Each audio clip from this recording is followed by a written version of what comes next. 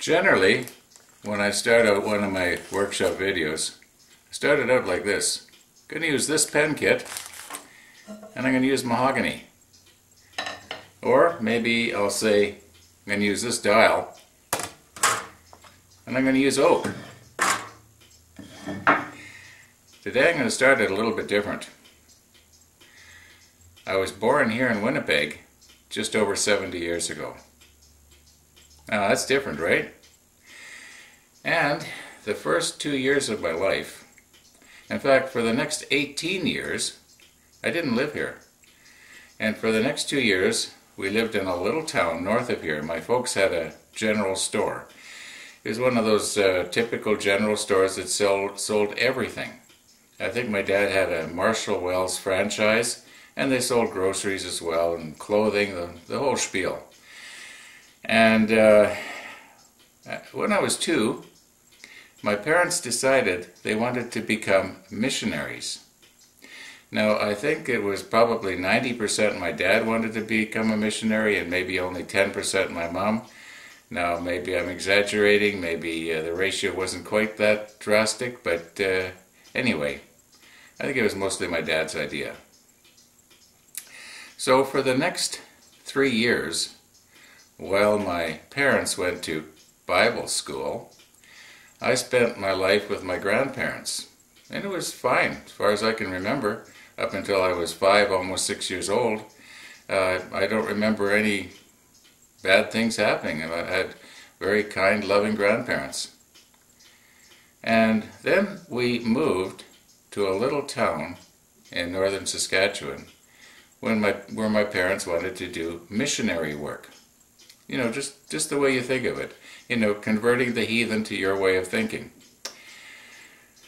Anyway, it wasn't until I was about 8 years old that I realized that I was different from normal kids. And most of the differences evolved around legalisms and strange beliefs.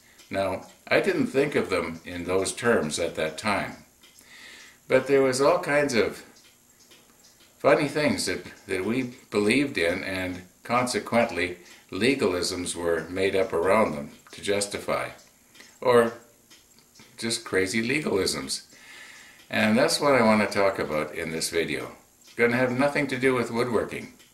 So if you were hoping to watch a woodworking video, you may as well click the stop button right now, because it's not going to be one. And it might be a little bit disjointed. So anyway, here we go. Now, right off the bat, I want to make something very clear.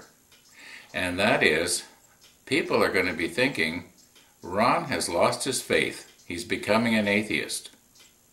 Nothing of the sort. I want to make it very clear right off the bat, I believe in God. Period. What I don't believe in is all this theology and doctrine that mankind has created that make it very cumbersome. And legalisms and strange beliefs are part of that. Another thing, I want to make it very clear that I believe you can believe whatever you want, as long as you're not hurting anybody. Once it starts hurting somebody, and I'll be going into that, well, then I think it's wrong. Yeah, let's see where this goes.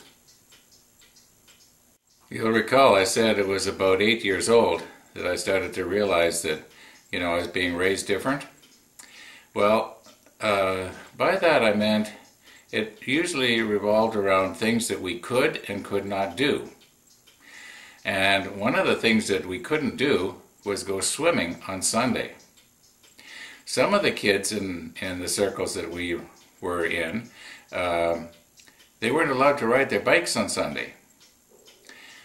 Apparently, swimming and riding your bike on Sunday was not keeping the Sabbath holy. Now, as a kid, you never ever thought to say to your dad, well, today is Sunday, yesterday was the Sabbath. Because if you ever asked your parents a religious question that they didn't have an answer for, right away you were being cheeky or should be sent to boarding school. Another thing was you couldn't have a television. Televisions were sinful.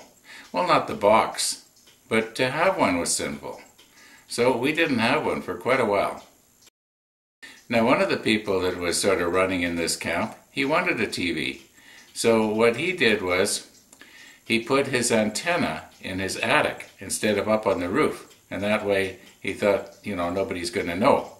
Well, of course, the kids soon found out, and once the kids told their parents, soon everybody knew. He may as well stuck the antenna on the roof. Well, mind you, it wasn't soon after that people realized that maybe it wasn't so sinful after all to have a TV. And most of them did get TVs. Unfortunately, by the time we got to the place that we could get one, and we had evolved out of that sort of thinking, that is, we moved to a community even further north than we were. There was no television reception whatsoever. So we didn't have a TV there. And when I was 18, my folks moved here to Winnipeg. I had my first summer job up there, and when I came in the fall after a second moose season, I worked at a summer resort, by the way. I was there from breakup until after second moose season, which was about 6 months altogether. And I'd saved up a little money, came back to Winnipeg, and my folks had a TV here. And I thought, I'd like to have a TV in my room. So I got a TV. Now, it wasn't very long, and I realized that I wasn't watching it up in my room. I was still downstairs with my folks in the living room, where the family was, watching their TV. So I thought, I could turn this money into, hey, tools. It was about then that I was getting interested in woodworking. And I tried to sell my TV. Now, I had gotten to know a guy pretty good, and I was mentioning to him that I've got this TV for sale. You know of anybody who would want to buy it? And he says, well, no, I don't, but you want to be very careful in these circles because some of them still don't believe in television. So I could understand that. I mean, I'd just come out of that sort of silliness. And he said, yeah, he says, in fact, some of the people in the farming community that are with this group, it's not that long ago that they thought it was okay to have a tractor, but you couldn't have a tractor that had rubber tires. You had to have a tractor, as they say, on steel. Now, I could relate to that too, because my grandfather had an old John Deere Model D, and it was on steel. It didn't even come with rubber tires back then. So I knew exactly what he was talking about. He mentioned that one of those farmers that was in that camp, he kind of was coming around and he wanted to get a tractor with rubber tires. So he bought one, and what he did was he took 4 old plowshares, put them on the ground, spaced them just right so that he could drive his tractor up on top of them, and then he'd park it that way. Then Sunday morning when he went to church, he could tell his fellow parishioners, my tractor's on steel. Hey, nice weather we're having. And just hope that nobody asked him any more questions. Aren't we funny? I'm going to back up a little bit again. When I was about 8 or 10 years old going to Sunday school, one of my Sunday school teachers told us there were no such things as dinosaurs. And I kind of accepted that because my Sunday school teacher wouldn't lie, but it was soon after, I was learning about dinosaur bones being found and stuff like that, and I thought, well, there must have been dinosaurs, and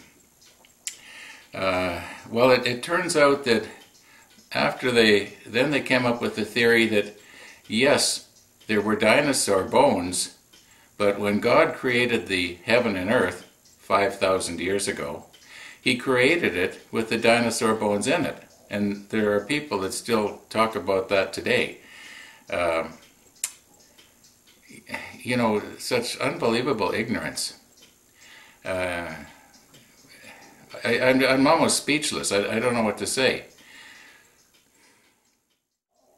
Now, you remember I said you can believe anything you want as long as you're not hurting anybody. You can even believe that the moon is made of green cheese. And maybe 100 years ago, there were people that might have believed that, or thought they could get away with it. And then Neil Armstrong, he lands on the moon and he gets radios back to, and he says, Houston, there's no green cheese stuck on the bottom of my boot. Well, the people that are very devoted into believing in green cheese, they're going to say, the whole thing was done in Hollywood. It's made of green cheese and that's that. They just won't accept facts, these people.